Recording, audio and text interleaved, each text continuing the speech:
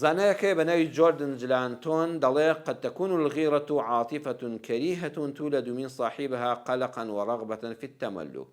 غيرة عاتیفەیەکە سۆزێکە کە لە ناو دڵی خاوەنەکەیدا دڵە ڕاوچە دروست دەکا، بەردەوام هەستی ئەوەی لا دروست دەکا خاوەنداریەتی هەبێ بەسەر کەسی بەرامبەردا، یعنی خۆی بە خاوەنی بزانێت من چۆنم پێخۆشە تۆ ئاوا ڕەفتار بکەی، چۆنم پێخۆشە ئاوا سیرکەی، ئاوا قسە بکەی، ئاوا بڕۆی، ئاوا هاتوچۆ بکەی.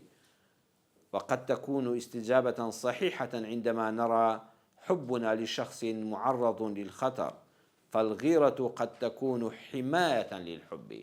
بەڵێ وشەیەکی جوانە. الغيرة قد تكون حماية للحب.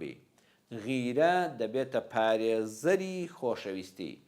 غیرە دەبێتە پارێزەری خۆشەویستی ئەگەر بە دروستی و بە جوانی ڕەفتاری لەگەڵا بکرێت. الغيرة هي أكبر براهين العشق وليست شكا كما يعتقد البعض.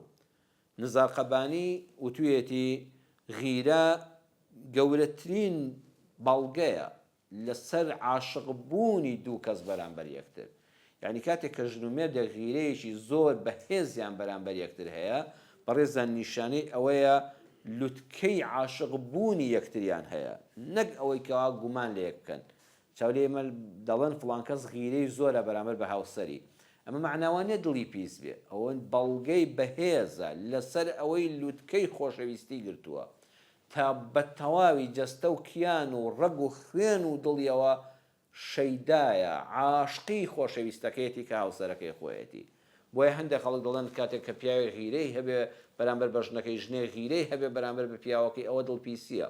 ئەم زانایە دەڵێ نزار قەبانی دەڵێن نەخێر، ئەمە بەڵگەیە لەسەر بەڵگە نیە لەسەر دڵپیسی، بەڵگەیە لەسەر عەشق و خۆشەویستیەکی لە ڕادە بەدەر.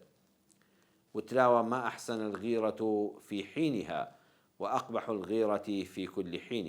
غیرە ئەگە لە شوێنی خۆیدا بێ، لە کاتی دیاریکراوی خۆیدا بێ، ناو بەناو بێ، بەڕاستی ژیانی ژنومێردایەتی جوان دەکا، بەڵام زۆر ناخشیرینە. ئەقبەح سیغەی مبالەغەیە، هیچ شتێک لەوە خراپتر نییە، قێزەوەنتر نییە، ناشرینتر نییە، بەدتر نییە، لە ناوبەرتر نییە، سووتێنەرتر نییە لە غیرەیەک فی کولی حینین، لە هەموو سات و کاتێکە، بەردەوام لە هەموو چرکە ساتێکی ژیانە تۆ خەریکی غیرەکردنبی لە هاوسەرت، لە هاوبەشی ژیانت، لە هاوژینەکەت.